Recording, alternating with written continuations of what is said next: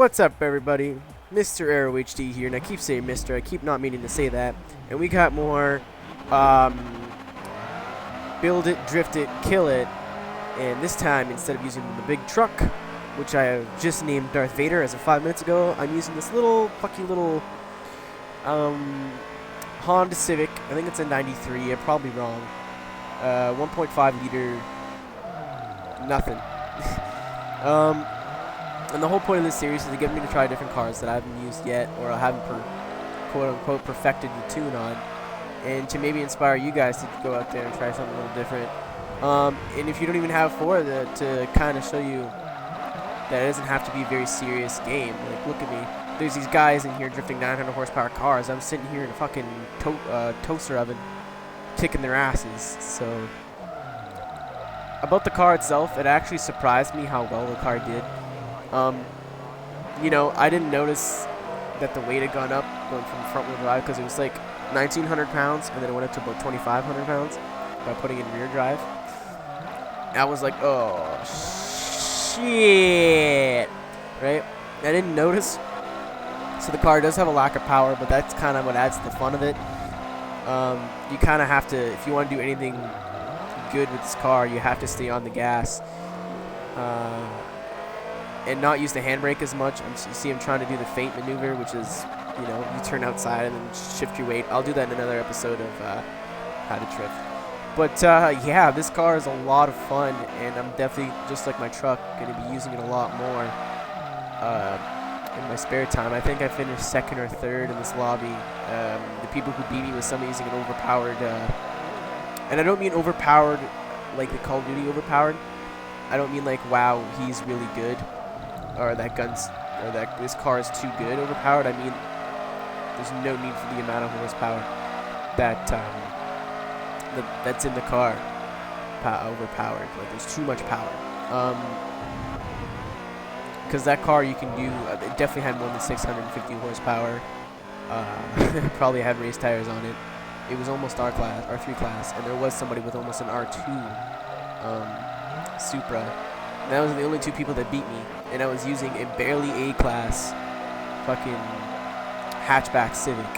So here I'm just bored, you know, I'm out by myself.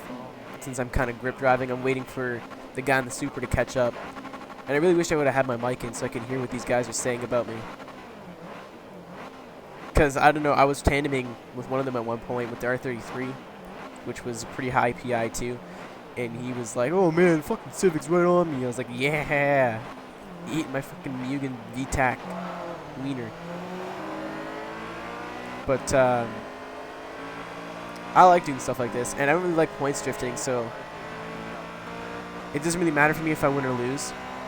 I just like to come on here and do it for fun. I usually do well, but I'm all about, you know, just drifting for fun. And I don't know, if you guys want to see me just go in a single event and drift by myself, that's fine. I just find it more entertaining to try to test the tune outside of single player. I don't know, because it's just more on the line, I guess. I'm going to be doing a lot more of these. They're so much fun, and as you can see, if you've watched my first episode, my capture card is somewhat fixed. For whatever reason, it's not capturing 16:9 anymore. It's capturing like half of the size that I want to capture, so I have to blow it up, and when I blow it up, you can't really see the text all that well. So the only thing that looks really bad here is the text. The actual cars themselves look fine. Like, look at that, right in his door. He's like, oh shit, fucking Civic, man. Yeah, you go home. I don't know how I saved that here, but yeah, this car is actually, with another maybe 50 to 100 horses, is really good, but I think I just used the wrong engine. I used the stock engine because I had the best torque curve, and I just cut him right off. And then I tried to pull a 90 here, and I almost came back from it, and then I went too far.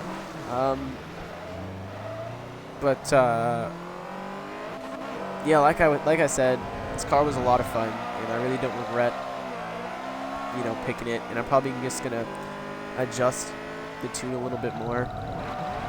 By adjust, I mean like the gear ratio and adding a little bit more power. Other than that, it will be a really good car.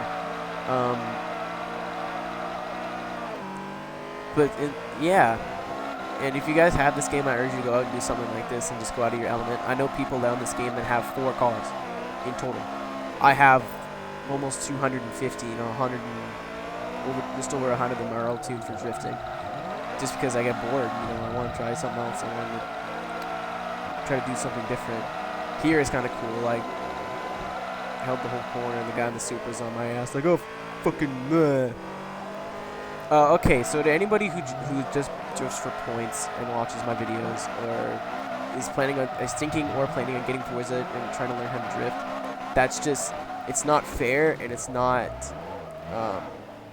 courteous.